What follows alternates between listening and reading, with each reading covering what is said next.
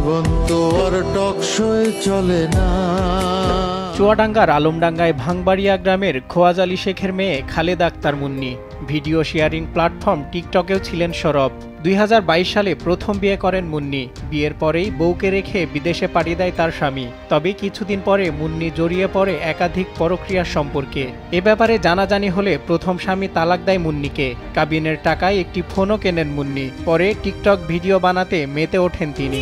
আমার কপালটা এতটাই খারাপ, কষ্টটাই কেউ বুঝল না। গেল 14 নভেম্বর সকালে চুয়াডাঙ্গার সদরের বোয়ালমারী নীলমণিগঞ্জ এলাকায় জঙ্গল থেকে উদ্ধার হয় মুন্নির অর্ধগলিত বিবস্ত্র মরদেহ। মরদেহের ট্যাটুর মাধ্যমে শনাক্ত হয় পরিচয়। তুমি আমাকে ভালোবাসছো, এটাই তো অনেক। তোমাকে পাওয়ার স্বপ্ন দেখা তো বিলাসিতা। এরপরেই ঘটনার রহস্য উদ্ঘাটনে নামে পুলিশ। বেরিয়ে আসতে থাকে চাঞ্চল্যকর তথ্য। গ্রেপ্তার করা হয় হত্যায় জড়িত মানিক ও পারভেজকে। শনিবার সংবাদ সম্মেলনে পুলিশ সুপার দেন হত্যাকাণ্ডের লোমহর্ষক বর্ণনা। পুলিশ জানায় গেল 9 নভেম্বর সন্ধ্যায় মানিক এবং তার সহযোগী পারভেজ 20,000 টাকার বিনিময়ে অনৈতিক কাজের জন্য প্রস্তাব দেয় মুন্নিকে। এতে রাজি হলে তাকে ডেকে নেয় বোয়ালমারী শ্মশান এলাকায়। এ সময় তাকে পালাক্রমে শারীরিক সম্পর্ক করে পারভেজ মুন্সি ওরফে স্বপন ঘটনাস্থল থেকে চলে গেলে আসামি মানিক মুন্সি একাধিকবার শারীরিক সম্পর্ক করে।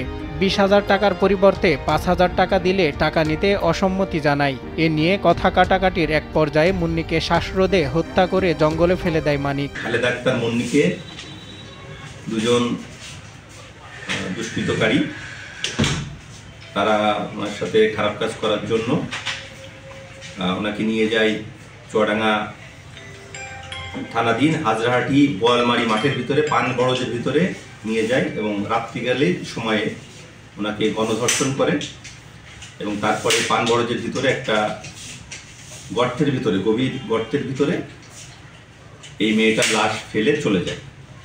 ওটা খুবই নির্জন জায়গা, যে আমাদের পুলিশ সদস্যদের সহ আমি ভিজিট করেছি।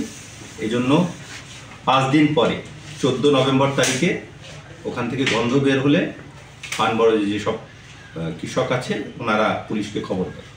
খবর পেয়ে আমাদের পুলিশের ডিবি টিম এবং থানা টিম, দুটো টিম সহই আমরা আমাদের চুয়াডাঙ্গা জেলার সম্মানিত পুলিশ সুপার জনাব খন্দকার গোলাম মওলা বিপিএম মহোদয়ের নির্দেশক্রমে আমি থানা পুলিশ এবং ডিবির ওসি সহ ডিবি টিম নিয়ে উক্ত স্থানে যাই। পুলিশ আরও জানায়, জিজ্ঞাসাবাদে আসামি মানিক জানিয়েছে গেল 6 নভেম্বর অনৈতিক সম্পর্কের কথা বলে তাকে বাড়িতে ডেকে নিয়ে ব্ল্যাকমেইল করে অর্থ ছিনিয়ে নেয় মুন্নি। এর প্রতিশোধ নিতেই তাকে খুন করা হয়।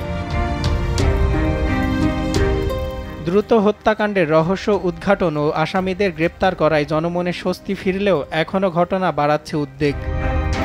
নিউজ ডেস্ক, দেশ টিভি।